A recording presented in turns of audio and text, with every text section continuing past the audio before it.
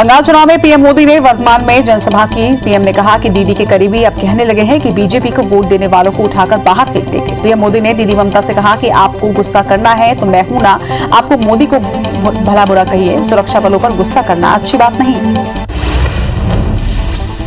कूच बिहार में शनिवार को सीआईएसएफ की फायरिंग पर सियासी घमासान मचा हुआ है। मुख्यमंत्री ममता बनर्जी ने पीएम पर निशाना साधते हुए कहा कि प्रधानमंत्री और गृह मंत्री के साथ ये सरकार भी असमर्थ है। इस पर जवाब देते हुए गृह मंत्री अमित शाह ने कहा कि सीतलकुची में ममता ने कहा था कि सीएपीएफ वाले आए तो उन्हें घेर लो और उन पर हमला करो। 8 अप्रैल को नक्सलियों के कब्जे से रिहा हुए जवान राकेश्वर ने रायपुर में सीएम भूपेश बघेल से मुलाकात की। सीएम हाउस में रिहाई में शामिल मध्यस्थता करने वाली टीम भी थी। इसके साथ ही सीआरपीएफ और नक्सल आईजी मंत्री कवासी लखमा के अलावा कई नेता भी मौजूद रहे। सीएम भूपेश ने कहा कि बिना तनाव और शर्तों के जवान को छुड़ाया गया है। जवान राकेश्वर ने मध्यस्थता करने वाले सभी साथियों को धन्यवाद दिया। 5 दिन से नक्सलियों के कब्जे में रहे सीआरपीएफ के जवान राकेश्वर सिंह मनहास को 8 अप्रैल को रिहा किया गया था। इससे पहले 3 अप्रैल को तर्रे में मुठभेड़ हुई थी, जिसके बाद उन्हें बंधक बनाया गया था। मुख्यमंत्री भूपेश बघेल ने नक्सलियों के कब्जे से कोबरा जवान को छुड़ाने में शामिल रहे प्रतिनिधि मंडल को सम्मानित किया। उन्होंने कहा कि इसमें हमारे नक्सल डीजी, सीआरपीएफ के DG, Bastar IG, Bijapur ASP और पत्रकारों की विशेष भूमिका रही। इनके प्रयासों के बिना शर्त जवानों की रिहाई हुई है। इसकी जितनी प्रशंसा की जाए वो कम है। जम्मू कश्मीर में आतंकियों के खिलाफ ऑपरेशन ऑल आउट की तर्ज पर अब नक्सलियों का सफाया करने का प्लान बनाया जा रहा है। सुरक्षा एजेंसियों ने टॉप 50 नक्सल कमांडर्स की लिस्ट तैयार की है, जो छत्तीसगढ़, झारखंड, ओडिशा और आंध्र प्रदेश जैसे राज्यों में सक्रिय हैं। IBC 24 को मिली जानकारी के मुताबिक जिन टॉप 50 नक्सल कमांडर्स की लिस्ट तैयार की गई है, उनमें 10 बेहद खतरनाक महिला नक्सल कमांडर्स भी हैं। मोस्ट वांटेड नक्सलियों की लिस्ट में हिरमा भी शामिल है, जिसने बीजापुर में हुई पुलिस नक्सली मुठभेड़ में वो शामिल था, जिसमें 23 जवान शहीद हुए थे। मोस्ट वांटेड लिस्ट में सुकमा में सक्रिय साउथ बस्तर के divisional commander Raghu, PLGA battalion 1 के नागेश और श्रीधर को भी शामिल किया गया। वहीं इस लिस्ट में महिला नक्सली नागमणि, भीम, सुजाता, जयमती और रीना भी शामिल है। महासमुंद जनपद पंचायत अध्यक्ष का आज चुनाव हुआ। इसमें कांग्रेस प्रत्याशी यतेंद्र साहू निर्विरोध अध्यक्ष चुने गए। अध्यक्ष पद पर कांग्रेस प्रत्याशी के निर्विरोध चुने जाने पर कांग्रेस खेमे में उत्साह है। वहीं कांग्रेस विधायक विनोद चंद्राकर ने इस विजय पर सदस्यों को बधाई देते हुए जनपद का विकास करने की बात कही।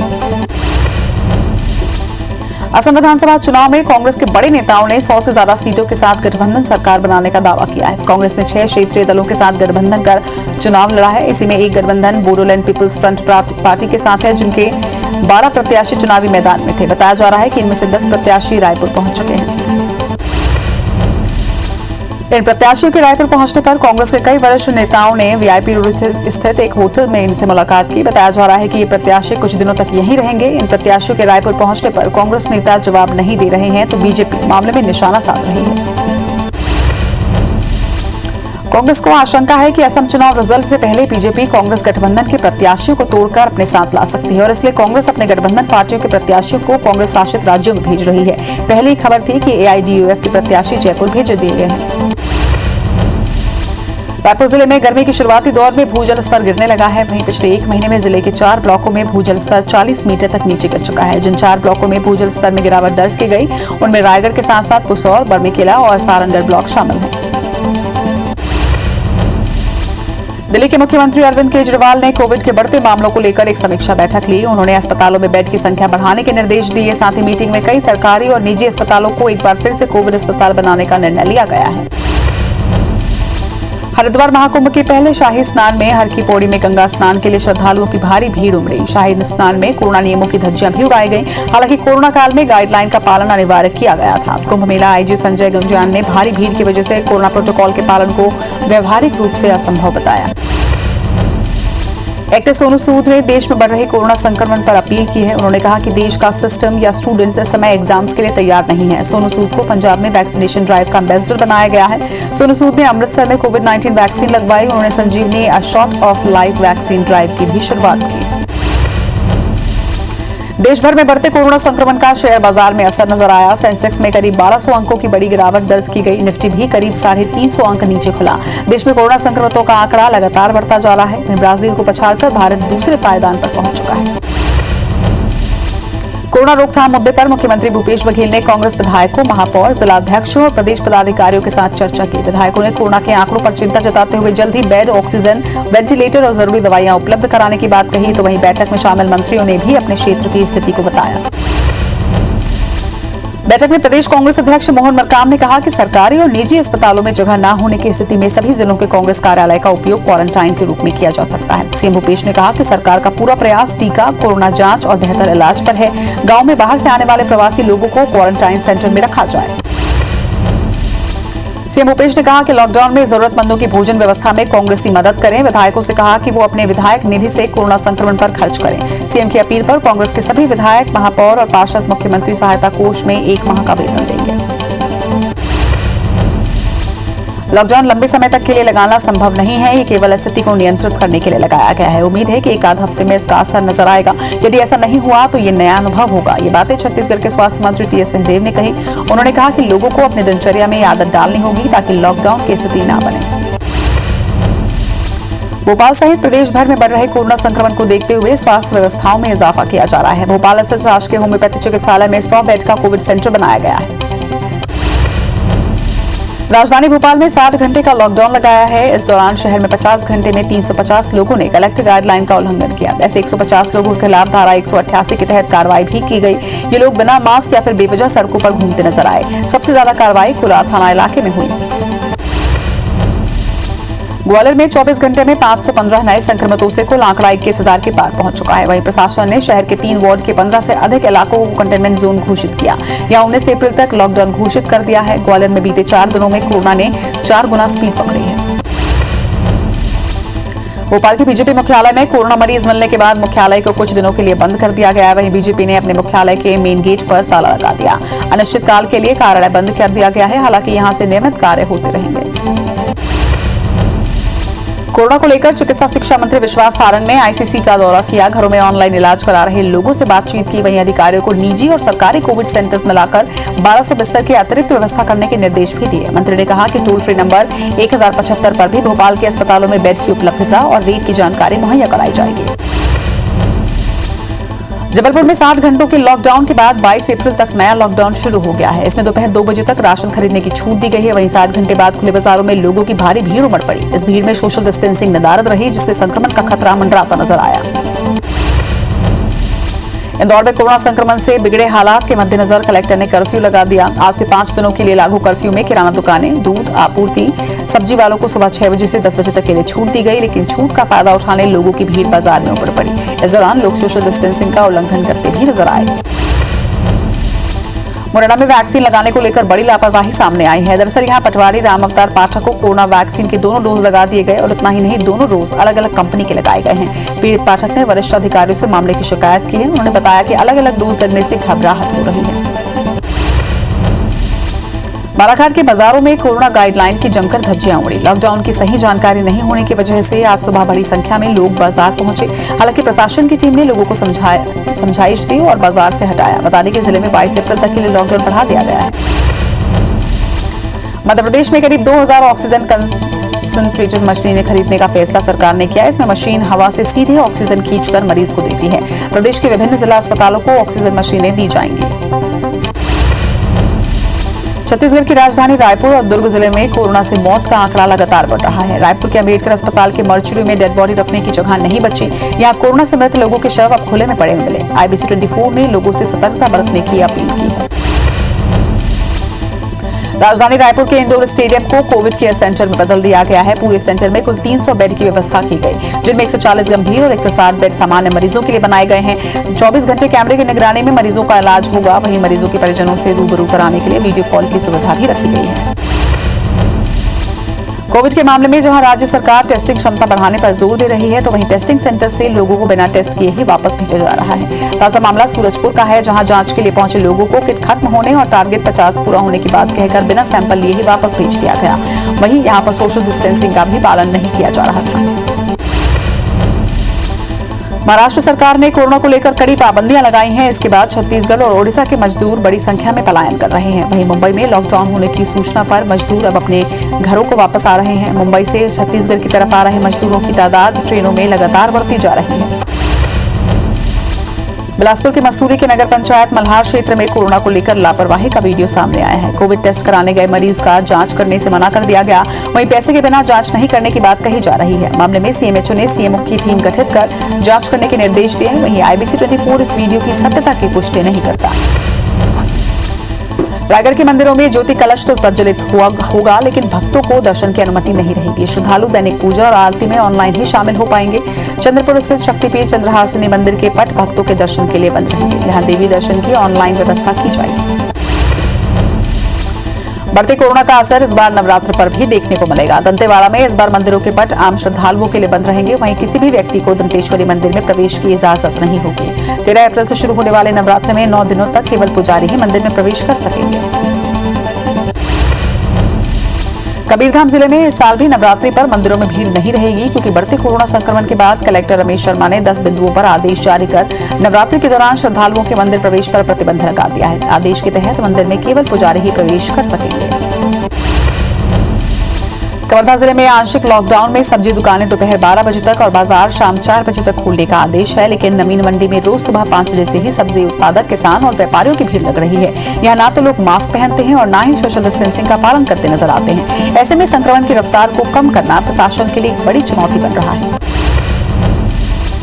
धमतरी जिले में लॉकडाउन का सख्ती से पालन कराने पुलिस ने तैयारियां कर ली है। शहर सहित जिले के सरहदी इलाकों में पुलिस बल की तैनाती भी की गई है। गाइडलाइन का पालन नहीं करने वालों पर यहां सख्ती की जाएगी। बता दें कि जिले में 26 अप्रैल तक के लिए लॉकडाउन लगा दिया गया है।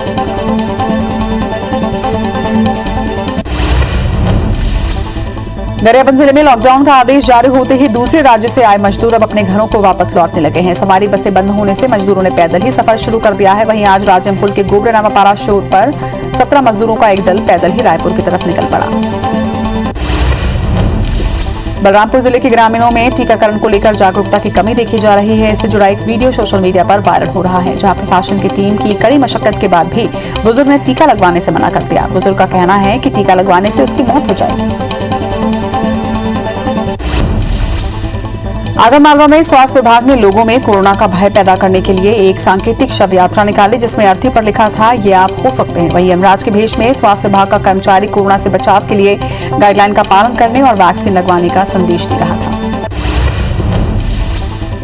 कबीरधाम में लोहारा पुलिस ने जादू टोना करने वाले 4 आरोपियों को गिरफ्तार किया। आरोपियों ने जादू टोने के नाम पर एक युवक की हत्या और 2.5 लाख रुपए की ठगी की थी। सभी आरोपी मध्य प्रदेश के बालाघाट के रहने वाले हैं। कटनी में पानी की तलाश में एक हिरण मंगलनगर में भटक कर आ गया, जिसे कुत्तों ने हिरण को दौड़ा लिया। हिरण भागते हुए ऑर्डिनेंस फैक्ट्री की दीवार में जा फंसा, जिसे लोगों ने बड़ी मशक्कत के बाद दीवार से बाहर निकाला और उसे रस्सी से बांधे रखा। बाद में हिरण की मौत हो गई। वहीं लोगों का आरोप है कि वन विभाग को मामले की सूचना दी गई थी और फिर भी कर्मचारी नहीं पहुंच पाए। रतलाम के रावटी थाना के रानी सिंह गांव में पूर्व सरपंच के पति और पुत्र पर दबंगों ने धारदार हथियार से हमला कर दिया। इस हमले में पिता पुत्र गंभीर रूप से घायल हुए हैं। वहीं गंभीर हालत में हॉस्पिटल पहुंचकर लहूलुहान बेटे ने अपने घायल पिता को स्ट्रेचर में लिटाकर भीतर लेकर गया। अस्पताल में उनकी मदद के लिए कोई भी कर्मचारी उपस्थित नहीं रहा। बलरामपुर जिले की पुलिस चौकी डबरा क्षेत्र में एक गांव में 12 साल की लड़की के साथ अधेड़ ने रेप की घटना को अंजाम दिया। आरोपी पीड़िता को घर में अकेला देखकर डरा धमकाकर उसने बलात्कार किया और फिर उसके साथ कई बार शारीरिक शोषण भी किया। पीड़िता के गर्भवती होने पर उसके परिजनों को जानकारी लगी। शिकायत पर आरोपी सिरिल टप्पे को पुलिस ने गिरफ्तार कर लिया है। इंदौर की संयोगितागंज पुलिस ने पेट्रोल पंप पर एक बड़ी लूट की घटना को अंजाम देने की कोशिश करने वाले 2 बदमाशों को गिरफ्तार किया है। दोनों बदमाश पेट्रोल पंप कर्मचारी को नकली पिस्टल दिखाकर धमकाया और जाते समय कुछ नकदी रुपए देकर वहां से भाग गए थे। घटना सीसीटीवी फुटेज में कैद हो गई थी। लॉकडाउन में रायपुर में सड़क हादसे में एक सुरक्षा गार्ड गंभीर रूप से घायल हो गया। भारत माता चौक शंकर नगर में सूरी रोड में एक तेज रफ्तार बाइक सवार एक कार से टकरा गया। कवर्धा के बोरला के संजय दास मानिकपुरी सिक्योरिटी एजेंसी में सुरक्षा गार्ड की नौकरी करता है। घर जाते समय वो हादसे का शिकार हो गया। हादसा सीसीटीवी कैमरे में कैद हुआ है। रायपुर में जनसंपर्क विभाग की रिटायर्ड महिला संचालक से 15,000 रुपए की ऑनलाइन ठगी की गई। महिला ने इंडिगो कस्टमर केयर पर अपनी समस्या सुलझाने के लिए कॉल किया था, जिसके बाद फॉर्म भरने के लिए कहा गया और खाते से 15,000 रुपए निकाल लिए गए। राखी थाना पुलिस ने अज्ञात आरोपी के खिलाफ धोखाधड़ी का मामला दर्ज कर लिया है। फिंगेश्वर में महिला पार्षद 6 लाख की ठगी का शिकार हो गई। उसके छोटे भाई को सरकारी नौकरी दिलाने का झांसा देने वाले आरोपी हितेश्वर के खिलाफ धोखाधड़ी का मामला दर्ज किया गया है। मंजुलता हरित फिंगेश्वर के वार्ड क्रमांक 13 की भाजपा पार्षद हैं। आरोपी ने पार्षद के भाई को वन विभाग में लेखापाल की नौकरी लगाने का दावा किया था। इंदौर में राज्य साइबर सेल की टीम ने एक नाइजीरियन ठग को गिरफ्तार किया है। आरोपी ने एक व्यक्ति को आरबीआई के नाम से मेल कर 15,000 ब्रिटिश पाउंड गिफ्ट भेजने के नाम पर अपने अलग अलग खातों में 65 लाख रुपए डलवा लिए। पीड़ित व्यक्ति ने इसकी शिकायत राज्य साइबर सेल में की। टीम ने आरोपी को दिल्ली से गिरफ्तार कर इंदौर लेकर आई। धमतरी कोतवाली पुलिस के हत्थे एक फर्जी सीआईडी अधिकारी चढ़ गया। आरोपी बकायदा अपने कार में नीली बत्ती लगाकर घूम रहा था। वहीं पुलिस ने फर्जी सीआईडी के खिलाफ अपराध दर्ज कर कार्रवाई की है। आरोपी पुलिस के कम्बेड ड्रेस जैसे कैम्प्लॉइज पहना हुआ था और उसे पूछताछ के लिए थाना लाया गया। पुलिस ने उसके कार से एक वॉकी टॉकी, एक कैमरा और एक माइक भी बरामद किया है। कांकेर में आइसक्रीम के शौकीन भालुओं का वीडियो सोशल मीडिया पर वायरल हो रहा है। एक साथ 3 भालू ठेले पर चढ़कर आइसक्रीम का मजा लेते नजर आ रहे हैं। मामला शीतलापारा वार्ड का है, जहां शीतल मंदिर के पास आइसक्रीम बेचने वाला अपना ठेला खड़ा करता है। हर रात 3 से 4 भालू केवल आइसक्रीम ही चट नहीं करते बल्कि ठेला भी तोड़ देते हैं। जम्मू कश्मीर के श्रीनगर में बच्चों के लिए 1 दिवसीय हाइकिंग और ट्रैकिंग कैंप का आयोजन किया गया। पर्यावरण संरक्षण के साथ सफाई अभियान को बढ़ावा देने के लिए कैंप लगाया गया। सेव झेलम के मोटो के साथ में देश भर के सैकड़ों स्कूली बच्चे उत्साह के साथ इस अभियान से जुड़े।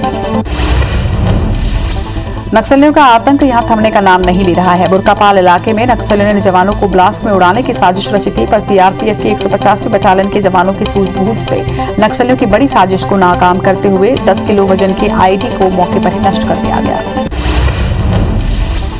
लोन वराठू अभियान के तहत दंतेवाड़ा पुलिस को लगातार सफलता मिल रही है। एसपी डॉक्टर अभिषेक पल्लव के समक्ष एक इनामी सहित 2 नक्सलियों ने आत्मसमर्पण किया। आत्मसमर्पित 1 लाख का इनामी नक्सली मिलिशिया कमांडर गंगाराम है। इसके साथ ही मुनगा DKAMS सदस्य पांडु मड़काम ने भी पुलिस के सामने सरेंडर किया। लोन वराठू अभियान के तहत अब तक 90 इनामी सहित कुल 334 नक्सली आत्मसमर्पण कर चुके हैं। दतिया में 7 घंटे के लॉकडाउन के बाद सोमवार की सुबह भीड़भाड़ में गुजरी। कोरोना नियमों को परे रखकर बगैर मास्क लगाए यहां पर जमकर खरीदारी हुई। जिला प्रशासन ने शुक्रवार से सोमवार तक का लॉकडाउन लगाया था और सख्ती से पालन भी इसका कराया। सोमवार को जैसे ही बाजार खुले, बाजारों में भारी भीड़ जमा हो गई। बता दें कि जिले में रोज दर्जनों कोरोना पॉजिटिव मरीज सामने आ रहे हैं। मध्य प्रदेश में बने 2 सिस्टम से आती नमी और पश्चिमी विक्षोभ से अधिकांश जिलों में बादल छाए हुए हैं। इसके साथ ही कहीं कहीं गर्जना के साथ बौछारें भी पड़ सकती हैं। भोपाल, होशंगाबाद, शहडोल और रीवा में कहीं कहीं बारिश होने की संभावना है। वर्तमान में द्रोणिका लाइन से आती नमी से विभिन्न जिलों में मौसम खुशनुमा बना रहेगा। नेपाल में नए साल की शुरुआत के साथ 9 दिनों की बिस्का यात्रा शुरू हो गई है। भक्तपुर में करीब 60,000 लोग फेस्टिवल में जुटे। ये त्योहार ऐतिहासिक महत्व के लिए हर साल मनाया जाता है। पहले दिन भैरवनाथ की लकड़ी के रथ को खींचा गया। वहीं कोरोना काल में श्रद्धालुओं का जमावड़ा संकट को निमंत्रण देने जैसा नजर आया।